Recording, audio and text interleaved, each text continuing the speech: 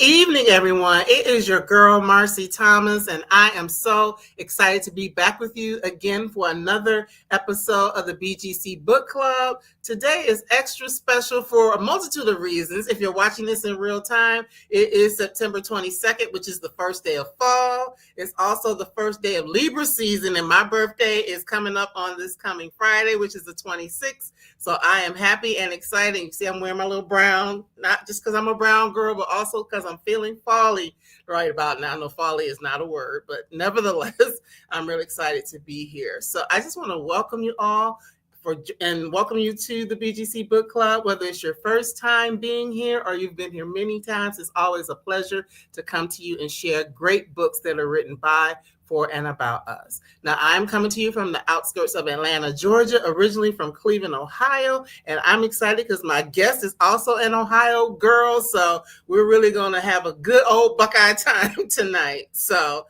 if this is your first time, or again, if you've been here many times, if you don't mind dropping in the comments where you're joining us from, that way we can know who all is here and shout you out in the comments. So I am really thrilled to bring to you a beautiful book. We're going to talk about this cover, and that book is Joy in the Belly of a Riot by Barbara Fant. Now, she is an acclaimed poet and author of 2 poetry collections, Paint, Inside Out, and Mouths of Garden. She holds a Bachelor of Arts in Literature and Language Arts, a Master of Theological Studies, and a Master of Fine Arts in Poetry. Her entire life has been a blend of both poetry and theology. And she says that she writes as a way of processing the things that have happened throughout her life, which we're going to talk a little bit about. And her writing has become her way to pray. So without any further delay, let's welcome Barbara to BGC Book Club for the first time. Hello, welcome. So nice to see you. Buckeye time, yes, absolutely. A good old Buckeye time. That's right. Yes. OH. All right. OHIO. Yes. Right. Yes. So welcome, Barbara. It's such an honor, a you. pleasure to have you here with us on this gracious evening. Thank you. Thank you so much. It's a gift and an honor to be here. Thank you so much for having me. Truly grateful for that. Yes. And, your book, we talked a little bit, so y'all can know, we were jibber-jabbing behind the scenes. Right. We were supposed to get off, and we kept talking because we were trying not to have the whole conversation. Right. Point you all. But, I'm excited about Barbara again, being an Ohio girl. She's published, part of her publishing is through More Black Press, which is by Jessica Care Moore, who is actually the second guest that we ever had for the BGC Book Club back in April of 2020. So I feel like this is a full circle moment for her work and the extension of her work and being able to have you here. Indeed. And Jessica too, just to shout her out, like she's, I opened up for Jessica several times. So like, she's like one of the first like huge artists that I was able to like open up for. So that's a full circle moment for sure. Yes. And I'm from Youngstown. So, yes. Okay. We were neighbors basically. Yes. But my mother was from Cleveland. So yes. Yes. So we're trying to figure out if we could be related because, families, you just never know who's related to who. So that's a beautiful thing. That's right. So, Barbara, you have been a storyteller amongst so many other wonderful creative things over the years. So for those who may not be familiar with us, just kind of tell us, I gave like a little bit of synopsis in your intro, but just tell us a little bit about who you are and what led you to become a storyteller. Sure. Thank you so much. I started writing, I feel like I've always been a writer, but music was really my first language. My father is a musician. My grandmother was the pianist of our church for years. So I come from like that part of my family. And I started playing music. I would like play by ear. And so that was really like my first language. I remember my dad like playing something on a guitar and then me kind of mimicking back to him on the keys. And my mom was like, you can play by ear. You can hear that? Like, my goodness, So she was somebody who helped me really get involved with pursuing music and training my ear. And then She like passed. She passed when I Mhm. was 15, and when she passed, it felt like I needed another outlet. I Okay. needed another release. And my dad was like, I told my dad I'm going to counseling. I need to go to therapy. And my dad was like, Yes. "You're going to church." And that was his way of Mhm. kind of processing things. So I would go to church and I would take notes on the sermon, and I would come back home and write them into a poem. Wow. And so that became my way of processing and my way of prayer. And when I was in high school, I discovered what's called HBO Deaf Poetry. Shout out, Jessica was like one of the first people I saw on there as well. In addition to Sunny Patterson, I saw her perform on there, and I was like, oh my goodness, like I don't know what that was, but that's what I want to do for the rest of my life. So when I went to college in Columbus, Ohio, I found an open mic, and I haven't left the stage since then.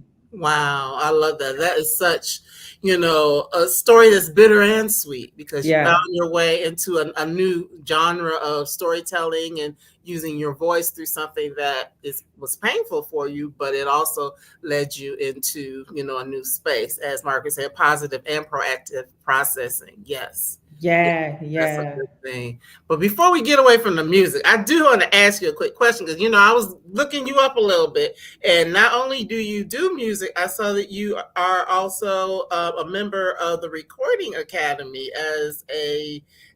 So tell us a little bit about that. So I'm like, oh, wait a minute, she's not just doing music; she's also out there helping with the Recording Academy, which is basically the Grammys.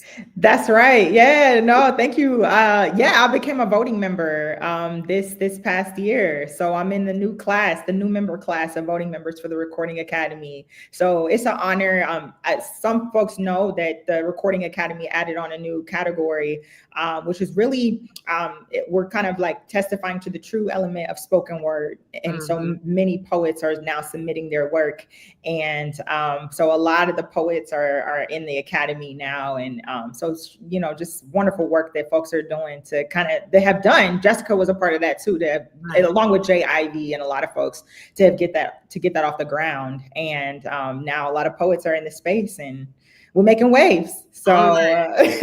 That's an yeah. honor. That's an honor to be able to do that and be a part of, the 2025 class. So I did not want to ignore that. Oh, thank you. I That's appreciate that. important. I That's important. appreciate that. Thank you so much. Oh, you're welcome. So I want to really start to get into joy in the belly of Orion. We're going to start with what's on the outside. Because, I mean, even before you open it up to see your beautiful words, this art here is something else. So tell us a little bit about this cover. Yes, yes. So this artwork was done by an incredible artist in Spain. He lives in Spain now. He's a Caribbean artist. Okay. His name is Yerime Richardson.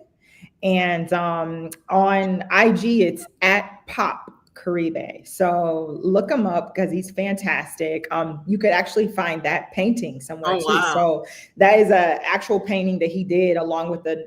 It's a part of a collection, a full series, and yeah, Amistad was able to kind of capture that, and we Mm-hmm. chose that as the cover so that we kind of looked at a lot of different pieces of work, but we wanted something in alignment with some of the other work that I had done. And Mm-hmm. that just spoke to me when I saw it, the Beautiful. colors, Mm-hmm. the gold in the woman's hair. When I saw that, I was like, that's it, and I was drawn to it. I feel like it really spoke to me. Absolutely. Same here, because when I said, oh, that's such a beautiful cover. And if you look behind me, you see I got art, I got colorful art. So And I love it. I just moved, so my art's not up yet. But typically, I have a beautiful art display behind me as well. I love your art. I was admiring it from here. So yeah. thank you. Thank you. Actually, it's my art, but that's another conversation. Okay. Different conversations. Some things that I created a few years ago. Yeah. Wow. I love that. I love that. Okay, we're gonna talk about that. We need We'll to talk talk about about that later. Offline, that. offline. But yes, so we start, just with a beautiful cover that, if you're in a bookstore or, scrolling or whatever, and you see that captures your attention in and of itself. But then the title, Joy in the Belly of a Riot. I actually had someone on Facebook like, oh, I love that title. So Oh, tell us a little bit about even the title of the book. yeah. So, the original title of the manuscript was I Keep Trying to Write About the Trauma, but the Joy Mm, Won't Let Me, which Mm, eventually becomes a mantra in the mm, book. It becomes this repetitive line. mhm, But actually, Brad Walren, who is another amazing author who is a part of More Black Press and Amistad Books, also, he was one of the first editors of this collection. And he looked at one of the other poems. There's a poem in there called Running, and he saw that line in the poem, Joy in the Belly of a Riot. And the line is, joy in the belly of a riot in the midst of the storm. And he took that line, he said, this is your title. And mm, we changed the title of the book. So the mm, book became Joy in the Belly of a Riot. And it's so fitting, I feel like, even with the visual of the cover, the colors speak to me, but I also could hear the sound. When I like looked at the cover, I could hear the sound. I could hear the voices of the people, and maybe it's the voice of the landscape, right, that I'm hearing too, but I could hear it when I looked at that, and it just made sense. It came together. yes, and it's beautiful. It's beautiful. So, for Thank you. anyone who hasn't had a chance to read this collection yet, just kind of tell. I know what it's about because I've read it, but for those who haven't had a chance to read it yet, just kind of give us a synopsis of what Joy in the Belly of a Riot, what types of things you're talking about in this particular collection. Sure, thank you. So, back in 2020, I found this definition of joy, and it was Lupita Nyong'o, and she was quoting Khalil Gibran. And the quote was, "Joy is not the absence of pain, but it's happiness in spite of it," Mm-hmm. which you'll find actually in the collection. Yes. Mm-hmm. And so for me, this is about finding and holding on to joy in the midst of a riot, in the midst of chaos. And sometimes that may mean the riot and the chaos is in you. Right. And how do we hold on to joy even in the midst of and the overcoming of? And so those are themes that will come up in the Yes. book. It is testimonial in a lot of ways, and in other ways there's some narratives that I'm playing around with. There are some stories that I'm telling where I actually wasn't present, but Mm, I'm using the creative language to kind of build a story and build a narrative. And so it's all about finding joy in the midst of and holding on to it. mm-hmm. And as we did talk a little bit before we came on, we're living in a time right now that feels very riotous. Right? And of course, when you started to write this, you had no idea. I had no idea we would be living in what we're living in. But when the echo of joy started ringing in my spirit, it was in 2020. And Mm-hmm. that's when I started developing writing exercises around joy. I was teaching a lot online. And Mm-hmm. so in the midst of COVID, when everybody was shut inside, people were dying all around us, people were ill.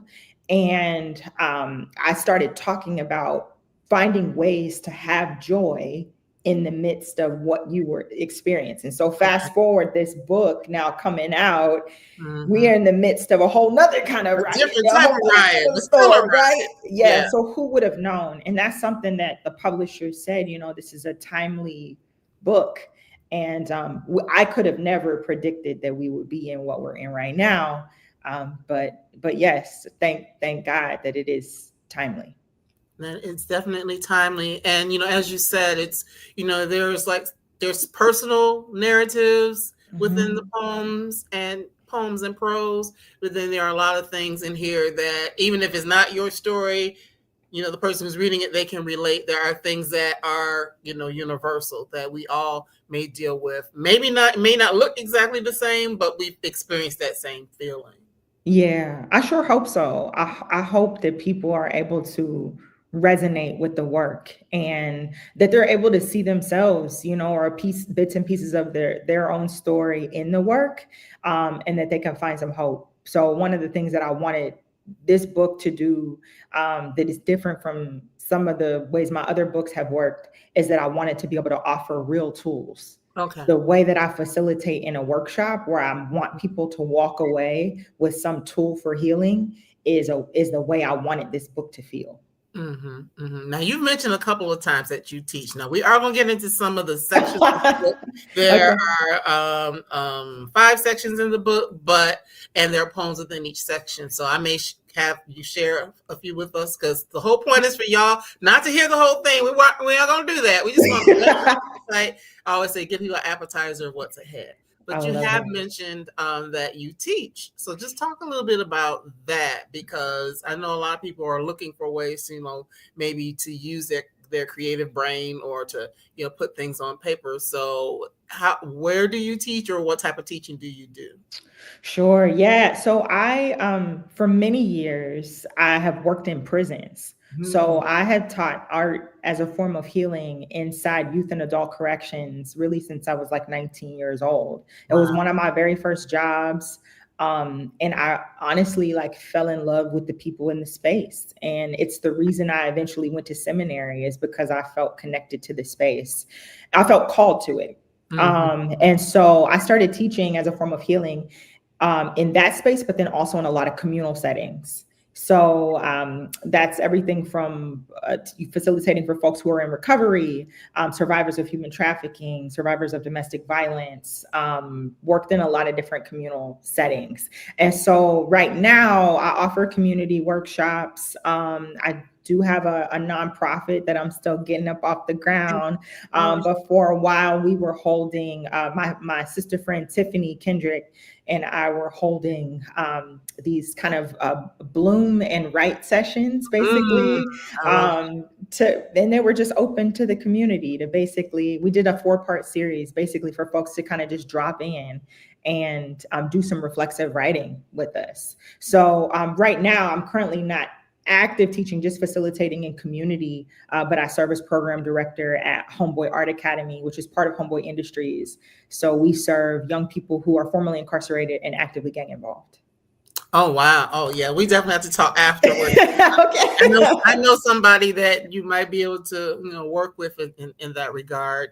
But yes, so this is just, I wanted to give all this background. Y'all might be wondering, why did they get into the poems right away? I want you to know who this dynamic young woman is, because, writing for a very, very long time, teaching, learning, going to seminary to be able to, invoke your work with things from the word, have an understanding of the word to be able to invoke, That's right. that into the ways that you write and that you teach, loving on people who don't always get loved on, helping them to heal. That's All right. of these sorts of things make up the beauty of the person who is before us and who has written this great work. So that's why I'm asking these questions. Oh, thank you. And thank you for the questions. Thank you for the questions. Yes. Yeah. So, in Joy in the Belly of a Riot, the book is broken down into sections, 5 different sections, and each one has like certain content. And you do some of the words that are like in the title, as well as you talked about, you originally, the title had something to do with trauma. So there is a chapter in there for that. But the first section is In Flight, They Must See the Sirens, and that is belly. So at the beginning of this section, you actually give a tell us what belly means, and then there are several poems within that. So just give us a little snippet of what you mean when you say belly, and then I may ask you to read a couple, or you can pick your favorite, or I'll tell you what mine. You tell me, and I'm here. I would love to hear what you want to hear, for sure. But it's really like that internal space. And so, I wrestled a little bit with the beginning of this book, because I was trying to find the proper arc to enter the work. And so you might notice that it goes from, and I don't even really write a lot of love poems, but some love poems surfaced in this book because I feel like I'm bringing my full self to the space, and that's what came up. And so it goes from maybe a traumatic poem to the love, to something else, right? To Black joy. So it basically, that first section is almost like a full snapshot of the whole collection. I wanted to show you the deep internal space. So that's what comes up in that first section. Yeah, so the belly, what's happening like at the core of who you are. And at the core is all those things. Yes. It's the love, the grief, the fear, the pain. It's all those things. All of those things. So Yeah. one that I again, y'all can't see. I showed her tabs, so we can't read everything that I have tabs. But one here that really stood out to me: magic before magic. Yeah. Okay. Are we getting into it? Yes, we We can get into it. it. Okay. I'm gonna have you on screen by yourself, so don't be alarmed. Okay. No worries. No worries. So, I love this poem. And so magic before magic, I wrote this poem after one of my elders who was a longtime mentor, friend, who is now an ancestor. He transitioned, but his name is said. And had it not been for is said, I probably would have never stepped on stage. Oh wow. And he was in his 80s, but his birthday was the day before mine. So we celebrated our birthdays together every year. And I try to mention him when I can just to keep his name alive because he's super present with me. But his name is said. He used to perform with a live band. Okay. Some djembe artist and a dancer. They were called Is Said in the Advanced Party. And he had a poem called Magic People. Okay. And he used to say, magic people, and have the audience kind of like respond right back to him. So I wrote this poem based off of that. It's called Magic Before Magic. I love it. We have been called magic before. Eyes, subtle stillness dancing to the branches of our bodies, tree limbs, reaching towards the heavens, above the sun, above the rain, dance, rivering us out of our bones. We have been called magic before. Swinging from trees until we became them, bearing the fruit of someone else's child, nursing someone else's child while ours lay hanging. Its body, a box of bones, we're forced to carry 6 feet beneath our chest, so we dig deep inside our bodies and pull out every ounce of glitter prayer, glistening until it reaches our tongues, and we learn to speak life over ourselves. We have been this magic before. Bursting in everyone else's box of glitter and shine and hiding the fact that we birthed it. It came from our womb. We laid, bruised and bloodied while they dance into midnight until they become the stars we own. We do own the stars, We have been that magic before. How else could you find something to wish upon in the shade of midnight if it didn't already come soaked in our skin shade of brilliance? We have been this magic before, teaching the moon to dance and bend her dust into the shape of an eye, peering out into everyone's breath while they lay sleep to make sure they keep breathing through every ounce of night that hits their lives like, my magic is so black. She looked in the mirror and called herself solar system. My magic is so black. The stardust grew herself afro, braided her body into cornrows. I said, my magic is so black. She bounced her reflection off the ocean and the waves started sea walking. My magic is so black. Her midnight's blues mistook her throat for hip hop and jazz and poetry and mystery and religion and art and culture and culture and culture and everything stolen from her body's magic in the first place where culture was ripped from our veins. We learned to river ourselves into a chandelier of cardinals taking flight, cutting the sky into red until everyone learned how to bleed the rhythm of this nation. Yo, we are the rhythm of this nation in all its black and brownness. Yo, black history is American history. And America does not exist without this hue of sand and wood and tornado and casket. We have learned to carve the caskets from our own bodies and sing a new song louder. Carve the caskets from our own throats and bloomed a new tongue louder. And there is always a new tongue to be bloomed. And we have always been this magic. We have been called this wishbone and golden before, but when they forget our names, and they will because they do often, every ounce of glitter left within our bodies will rise into a new body and throat and tongue until we braid ourselves into a new language again and rewrite history again and all that magic, y'all, and rise and rise and rise. Yes, that's Thank you. Yes, we got some signs in there. Yes. Thank that you. Is so good. That is so good.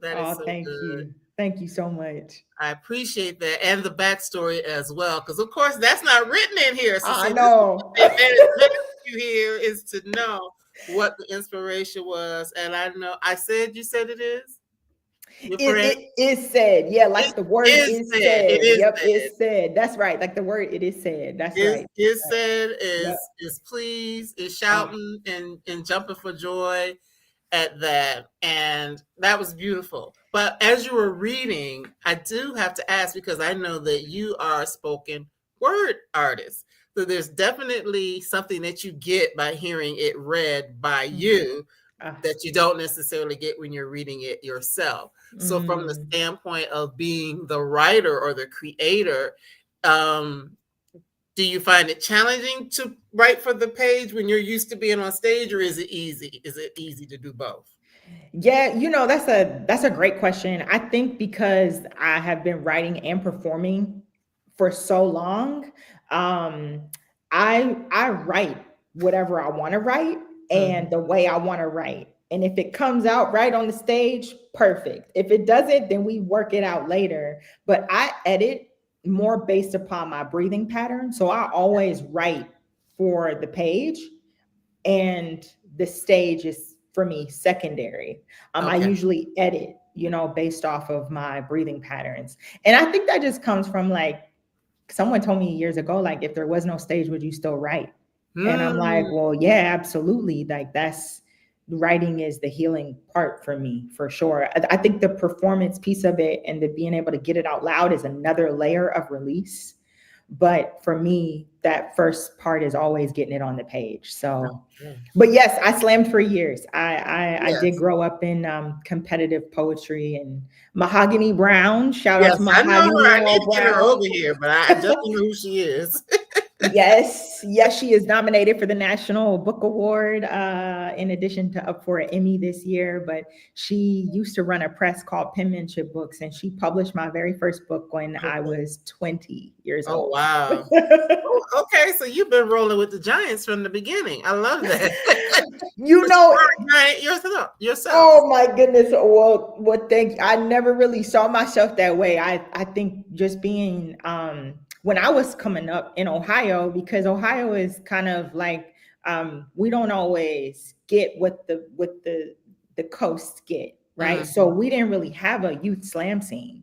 So Right. when I got on the scene, like the college scene was not really a thing where I was, nor was Brave New Voices or any of the youth scene. So for me, when I got on the scene, it was like either you're gonna compete, nationally or you not, And so I ended up 18, 19 years old competing with folks who had been in the game as long as I had been alive, if not longer, but it trained me, it gave me a different muscle. So yeah, I'm grateful for that. Because I was trying to keep. I was like, "Oh, she's reading fast." My bad, y'all. That's okay. It's good though, because I mean that's the cadence in which it's meant to be. It was good. I enjoyed Oh. it, as I'm sure everybody else is as well. So that is from the first section, and there are others, but we will be here all night if we did something, multiple ones. So we're gonna give you just again a little appetizer for what's in the book. So For the sure. next section is I keep trying to write about the trauma, and that word is trauma, and that's also what the name of the book originally was. Right. So just a little bit of what's in that section.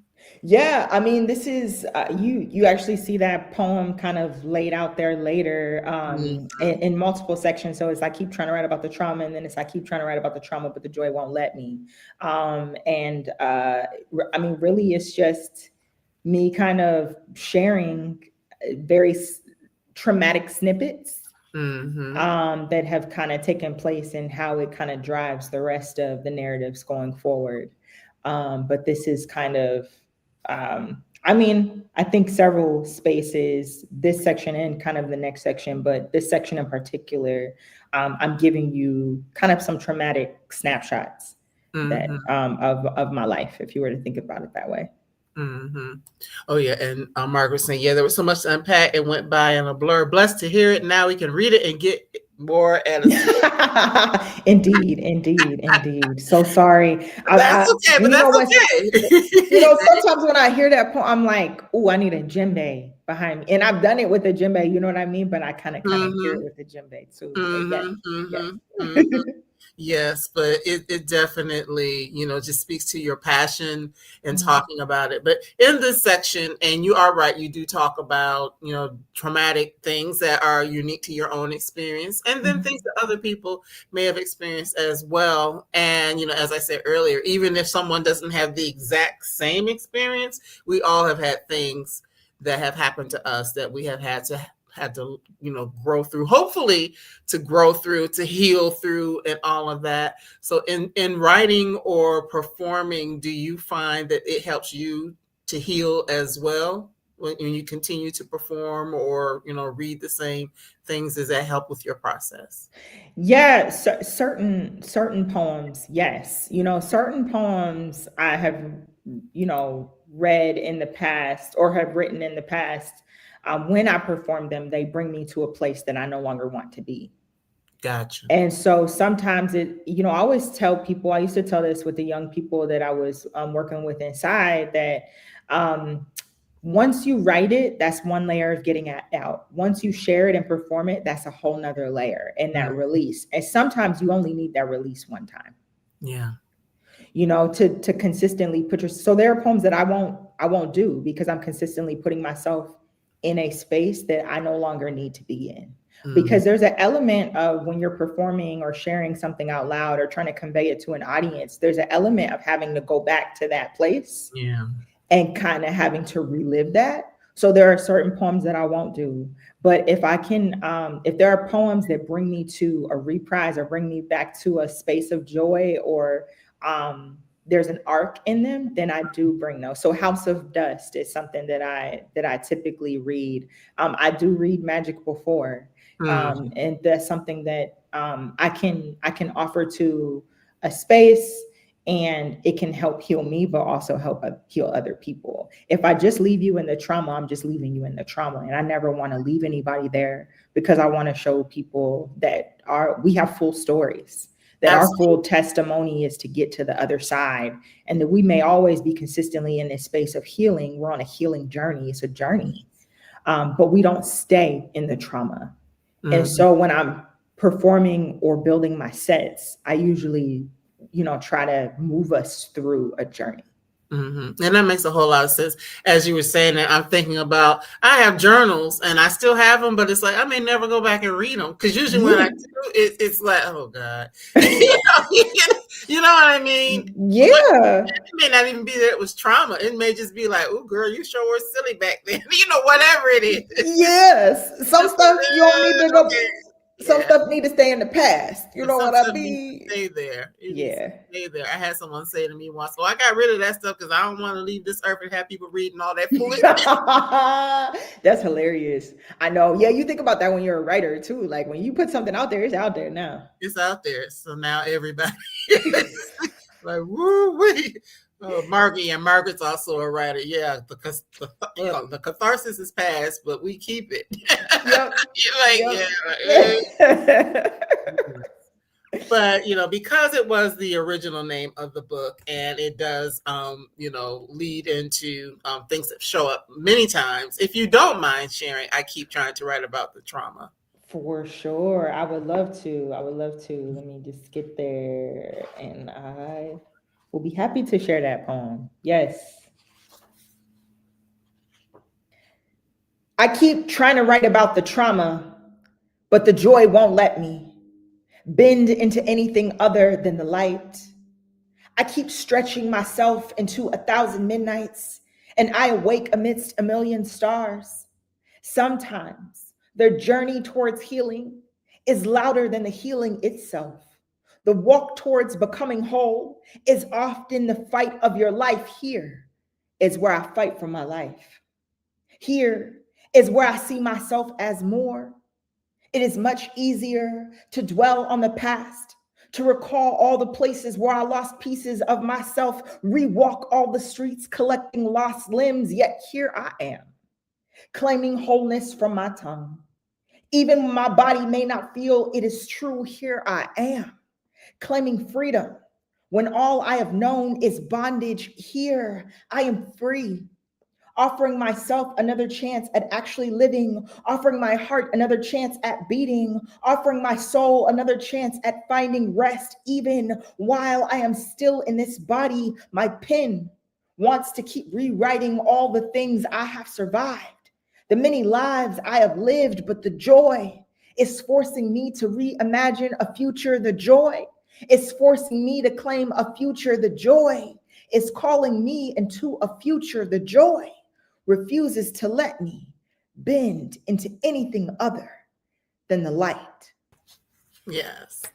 I'm clapping, snapping, all of the above. Yeah, I really love that poem because it is true.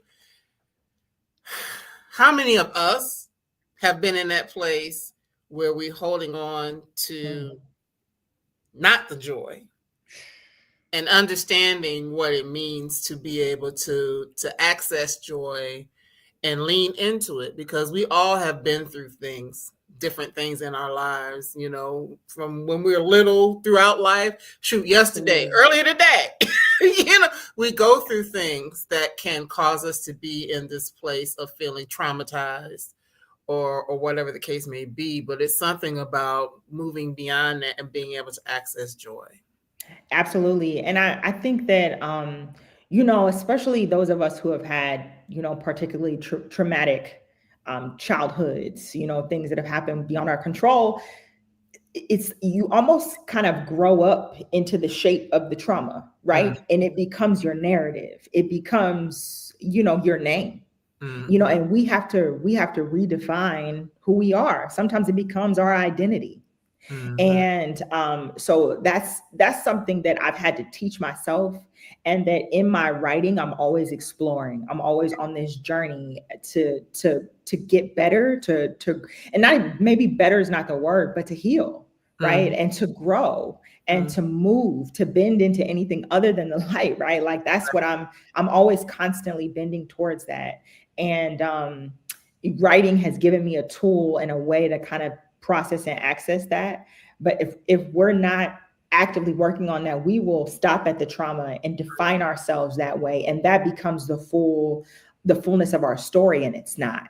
It's not. And that's what I want to tell people. You're not just your trauma. You are not just what you experienced. You're not just what you went through. You are so much more than that. So much more. And I love that. Because I mean, again, sometimes it's us, sometimes it's people that we know that it's just like, and you don't want to be rude about it. It's like, girl or man, you know, okay, yes, but everyone has to, you know, find that out and figure that out and, you know, discover that space of healing. So I love, you know, the work that you do, you know, just that you share with us, but also the work that you're doing with others to kind of help them work through that, so people don't have to live in that. Because I know there's one actually in the next section, I am not what my family has done, or one of the next sections. Like that is another one that it's like, okay, yeah, this may be your family, this may be your experience, but that is not who you are. So just understanding that. Absolutely. And like, even for me, I come from an incredible family. I come from a wonderful family. And that's my goal, is to show us we don't have to, we're not just what we experienced. We're not just what we went through. We're not just what our generations have had to carry. We're even more than that, you know? And that's what I'm always trying to push us towards. You're not just what Right. you experienced. Right. Yeah. So I skipped over one when I mentioned that particular that's one. okay. That's okay. But in section 3, you talk about when it all went to fire, riot. Let's talk about what the riot is for you. Yeah, I think when I think riot, I'm thinking of like sounding the alarm. You know, and so I think if I look at the collection of poems that are in that specific section, that's when the alarms within me or within us or within people are being rang. Right? That's when the sirens are going up. Mm-hmm. And so I think probably it's true for each one of those poems in that section. That's the riot, and it's not necessarily the riot outside. It's often the riot within. Mm-hmm. It definitely is. Now, I definitely the one that I want you to read. I want to see how you read it because the way that it's written and the way that you read it is probably going to be different. And I want to hear your interpretation. And that's hands up. Someone's praise. We think hands up. We think one thing, but actually can be something else at the Yeah. same time. Yep. I'm playing with that on the page. And I edited this poem a lot. Really? Oh, I did, because I had to make sure that it was reading the way I really wanted it to read, that it was coming out the proper way. So yeah, I'm happy to read that. Thank you. Yes.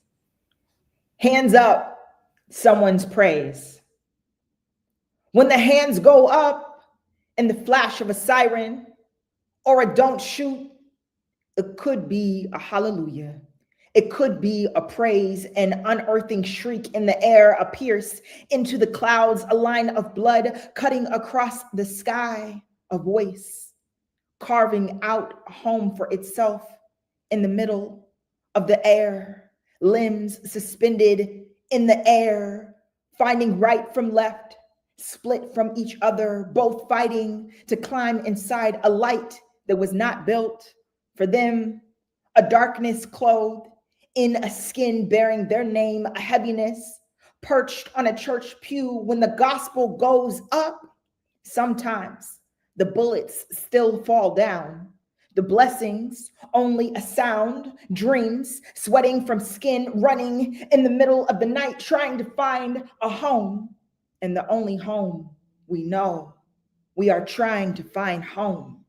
And the only home we know, it could be a siren. It could be a don't shoot. It could be a worship leader's command, a prayer posture, a posture that is the prayer, a plead for life, a life all pleaded out. It could be a life all bleeded out in the flash of lights. They could be hallelujahs. They could be don't shoot. They could be a surrender, a praise, either depth, they, someone praise. Yes. Yeah, I I'm gotta. It's just me, my snaps. People be snapping. with you. I'm with you. I'm with you. That is so good because I never really Mm, thought of it that way. That yes, mhm, in the Christian faith, we raise our hands in praise. But mhm. raising your hands can mean something totally different in a Oh, different environment. absolutely, absolutely, and it has, for so many of us, yeah, it means, yeah, don't shoot, Right. and in that moment, we're all praying, Mm-hmm. you Mm-hmm. know, Mm-hmm. yeah. So thank you for sharing that. And now knowing about some of the other work that you do, it makes sense. They fit that Mm. to the work that you do as well, dealing with people who have found themselves in that posture. Ooh, my goodness, right? Yeah, my goodness. Yeah. So thank you. I already kind of touched on it a little bit, Mhm. talking about joy. There must be angels walking with me. Joy. Mm. So you Mhm. have a couple of sections that really center joy, but this is the first of those. And I love that they must be angels walking with me. And well, you can tell me what you were thinking in that, and I'll just tell you what that makes me think about. Yeah.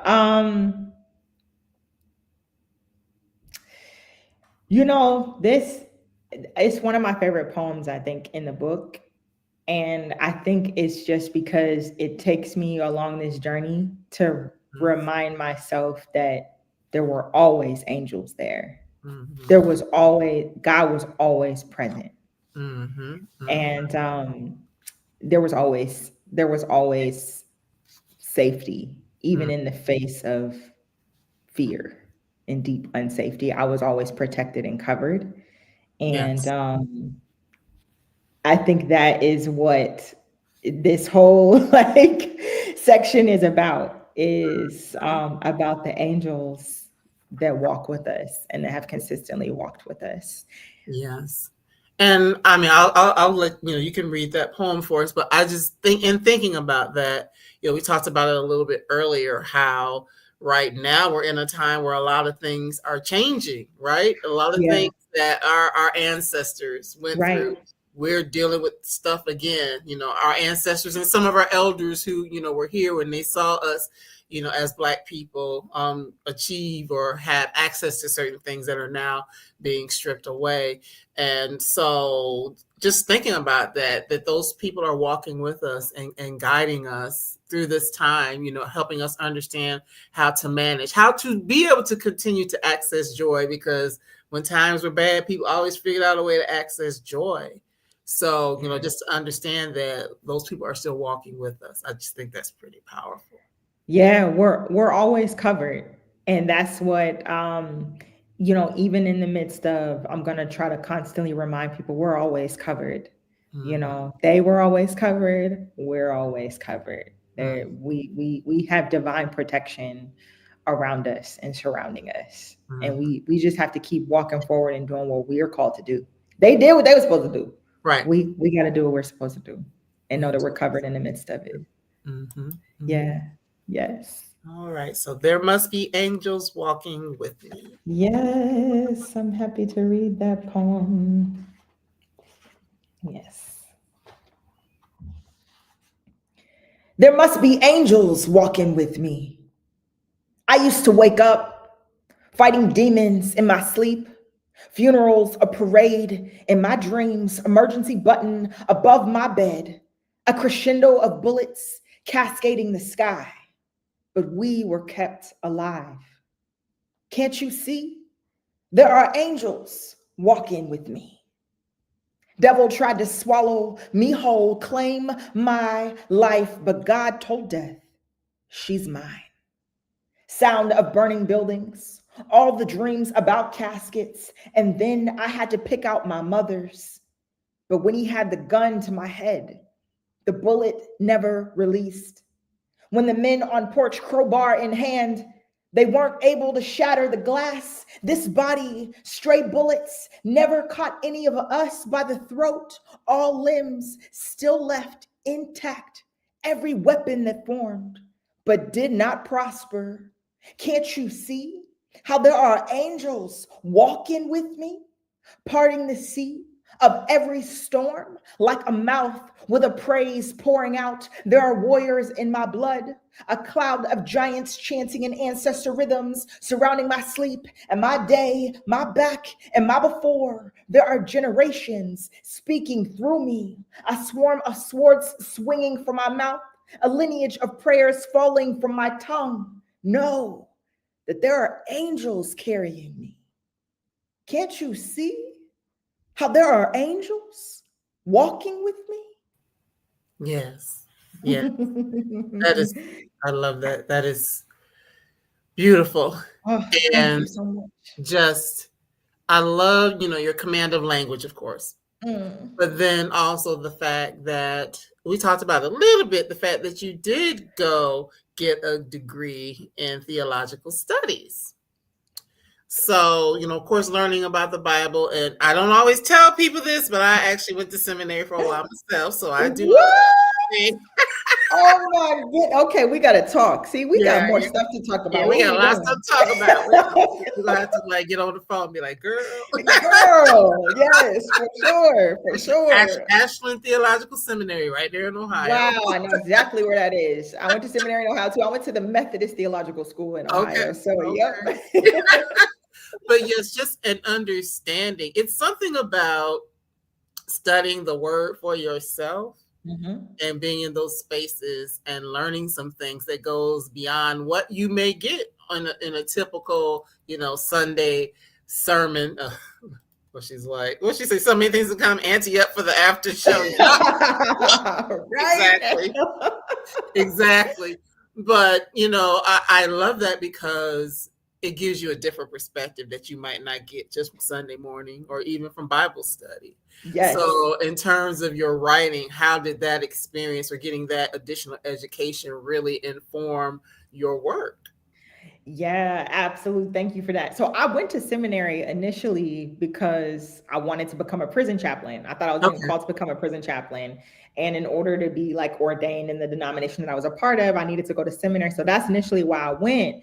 But I'm actually really grateful that I did, because I've always been somebody who wrestles with the word and wrestled with, um, you know, the questions of theodicy, like why do good things happen, or why do bad things happen to good people, right? Mhm. You know, I distinctly remember, praying for my mother, to like for God to heal my mother, Mhm. and then I remember the night that I prayed, heal her the way that you want to heal her, and then she passed. Right. Right. Yeah. So as a 15-year-old, you just like, huh? Like, you know what I mean? These things don't, Right. it's not adding up to me. Right. So I remember, I mean, like we did all the right things. Didn't we do the right things, God? But these things still happen. Right. So the wrestle that I was having in my personal life is what I take to the page. So Mhm. I often use the page as a way to process, and I'm processing these things with God and trying to understand like why these things are happening. So seminary gave me that space to wrestle. They always say, people joke around about seminary, and they'll say cemetery because like, you Yep. know what I'm saying? It'll pull the rug from beneath your feet if you're not prepared, Right. And so Right. Right. if you don't have a foundation going into seminary, it will shake the ground beneath you, and you may get a foundation and you may lose it and go the other direction. And that's, um Real. for me, it was Mhm. groundbreaking, because it ended up shaking so many things around me that I ended up gaining a solid foundation and developing a whole new relationship with the Lord. And so I think all of that informs my work. Mhm. Yeah, you're right. They said, what is they seminaries where good Christians go to die or something to that effect. Military, same Yeah, thing. Same thing. it's the same thing. I didn't got Yeah. all kinds of stuff, and I went Yeah. with one intention, and came out with something different. But Mhm. it gave me the space and the freedom to say, Mhm. like, nah, I'm gonna question this stuff. And it's okay to. God is Mhm. not intimidated by our questions. Right. God is Right. not intimidated by our questions. Right. Yeah, let's shake it up and Mhm. ask all the things that we need to ask, Mhm. and find answers, and Right. maybe be okay with the answers that we don't find. Right. And understanding the power of using the gifts that you have in different ways. It doesn't just have to be, well, I'm not going to get into a theological thing right now, but it doesn't just have to Sure, be like sure. the five things you hear about. Okay, these are your five spiritual gifts that you can have. There are so many others. I mean, and you're proving that by what you're doing. You know what I mean? That there's more than one way to showcase a love of God and God's people that doesn't have to involve being inside of the four walls of the church and doing these one of five things. So Absolutely. that just really opens up your mind to that, and different ways to worship and all that sort of thing. It just opens up your mind in ways that you might not get in a traditional church setting. So Yes, yes, absolutely, absolutely. And I don't I feel like I sit at the, intersection of things that are sometimes uncomfortable, you know what I mean? And I kind of I've had to wrestle with that my whole life, so I'm not afraid of it. I'm not afraid of like, no, let's try to rock this thing and figure it out, you know? Good stuff. So, last but not least, poem wise, can you believe it? We are at 55 minutes, girl. I told you it was gonna go fast. Yeah, you look at. I told you it's gonna go fast, right? This went really fast, too fast. What are we doing? Oh my goodness. Well, Mark is in for the after show, so Bring your yeah, friends. Come the on, we're after doing it. show, the after party, so to speak. Right. But the last section in the book is here is where I throw up my hands and tell myself to dance. I love that. And joy still. Yes, yes, Yes. yes. So that is so good just to think there's joy and joy still. Yes, there's joy and joy still, and the joy is, you know, reminding us that we're comforted and that we're covered, and the joy still is the section of affirmations in a lot of Mhm. ways. So it's like some hopes and dreams for me, but it's also like hopes and dreams for other people and affirmations to speak over people and the blessings. Mhm. So So yeah. which one do you want to read? I've been telling you, but you can pick whichever one you want to read because I think I might have tabbed all of them. Oh, okay. You know, maybe I'll read maybe I'll read May we never forget to hold fast to who we are. Yes, yes, yes. Okay. Here we go. All right. May we never forget to hold fast to who we are, to who we know we are called to be, to the tiny voice within that reminds us of our reflection, calls us back into our own skin. When the ocean is breaking inside of us, remember, the spine is often a bridge, that there have been seeds planted for generations, that we can water our own soil. Your mouth is a garden, spitting out stems like prayers. Every prayer falling off your tongue is a new life you get to walk into. May you never forget who you are, that there is true power inside of you, that you were built for more than what the earth has offered you, that grief is not a cloak you have to wear. Death is not the shade of your skin. Burden is not the shape of your bones. You are more than what has unearthed before you. That your feet be shod with sanity, that your sanity is a miracle. Your every new step, a new ground made holy. May you never forget that you are holy, made in an image that chases after you, like love finding her way back into everyone's throat, slipping through the back doors of backbones and heart chambers, just to remind us who we are. May you remember who you are, that you are a calling being fulfilled, a journey harvesting in every season, a new rain ready to bloom.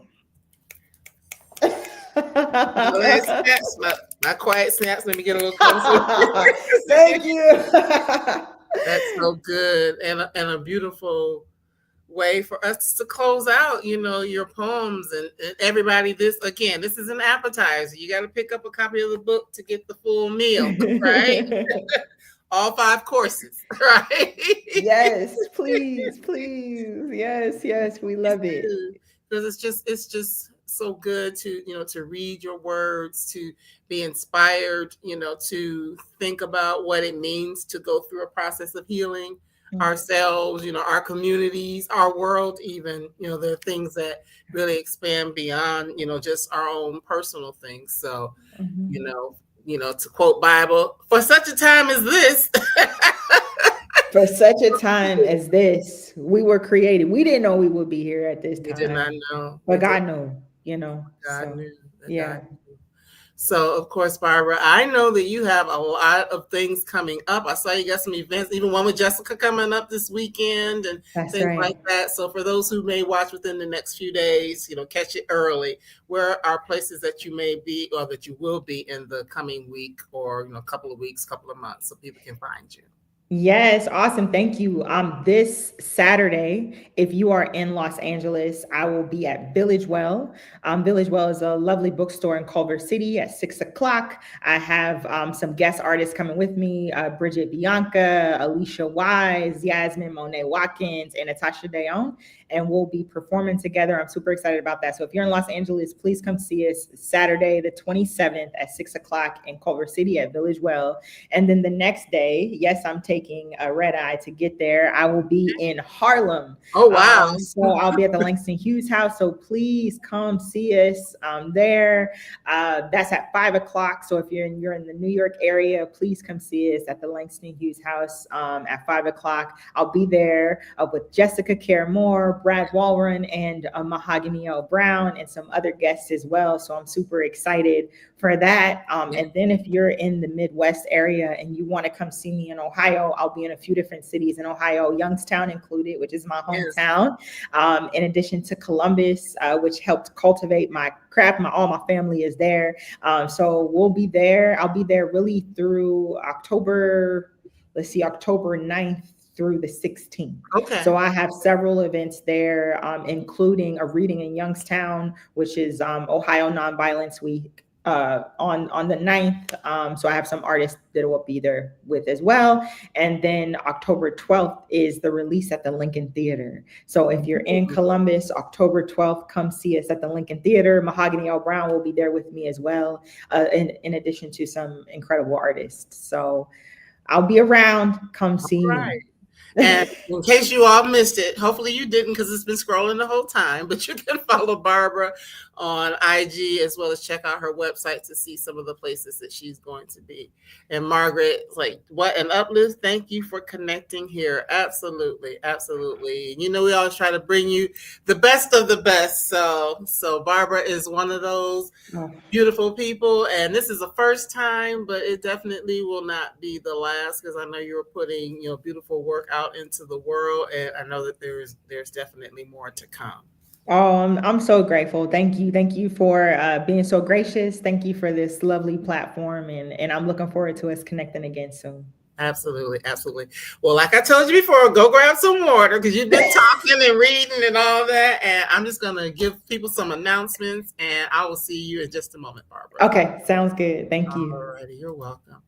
So that was such an honor for me to have Barbara with us. Again, my homegirl from Ohio. We both spent some time in seminary. So yeah, we will probably be kikiing. If not tonight, we'll get each other's numbers so we can talk about this crazy life that we have had. And so, but thank you to everyone who's here, who's watching live, who catches the replay. Make sure that you do subscribe to the Brown Girl Collective YouTube channel so that you can be alerted when these different authors come up. And sometimes it's authors, sometimes it's people that are specialists in certain areas, but primarily we're talking about really great books here in this space. So by means of announcement actually won't be Wednesday because as I mentioned, this is my birthday week. My birthday's not till Friday, but I'm going out on Wednesday night to a special concert. So, because I love live music, that's my other thing besides books. I love live music. So I am going to a concert on Wednesday. So I won't be back in this space until Thursday, which is the 25th.